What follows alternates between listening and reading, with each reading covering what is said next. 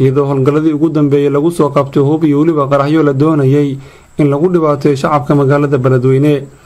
gacanta ciidamada dowladda waxaa ku jira qof dumar ah iyo 2 caruur ah oo saraakiishu ay sheegeen inay xaas u ahayd dhagarqabe ciidamada ay dileen xilli uu ku howlanaa saamaynta qarax uu waday xilka uu ku aasi lahaa kaasoo ka mid ah dadka deegaanka. hadalka taliyaha waxaa ka mid ahaa in guriga uu deganaa ay la wareegi doonaan iyo guri walba oo laga kireeyo ama ay degan yihiin maleeshiyada al-shabaab wixii hadda ka dambeeyo. dadka guriga ka kireey ama dadka guryaha ka kireeyna anagu gurigii horta waxaan samaynaynaa waa la wareegaynaa. guriga alaabtan lagu soo qabtay waa la wareegaynaa. militariga Soomaaliyeed ee gurigaas iskale waan degaynaa. haddaanan deginna waa burburinaynaa. guri kasta cidii ka kiraysan nimankaas oo aan ku soo qabanno oo raadkooda uu galo oo lagu soo qabtana sidaas oo kale aan yeelaynaa. bulshada Soomaaliyeed waxaan uga digaynaa inayna guri ka kireey.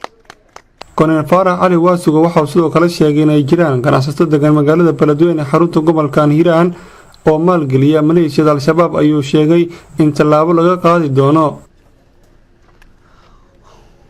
oo dhaqaalaha siiya oo la soconaa.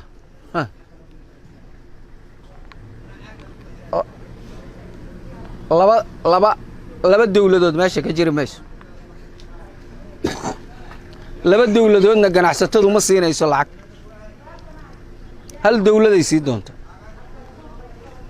dawladda Soomaaliya oo la yaqaano ayay siinaysaa. haddii aan ku helno ganacsato qarash bixisa oo al-shabaab siisa waxaan haynaa sargaal hadda naga mid oo baabuur soo qabtay. waxa noo soo cadaatay hadda in ganacsatayaal ay gadeen baabuurkaas qarax lagu soo aasir rabay Hiiraan lagu baabi'ir rabay balse uu Hiiraan ku joogo ku ganacsana marka inuu ganacsado rabaa baabuurna intuu al-shabaab u gadaa qarax la soo gelina. taliyaha ciidamada dowladda ee gobolka Hiiraan ayaa sidoo kale sheegay in howlgallada ay socon doonaan ilaa maleeshiyada laga saaray guud ahaan gobolka Hiiraan.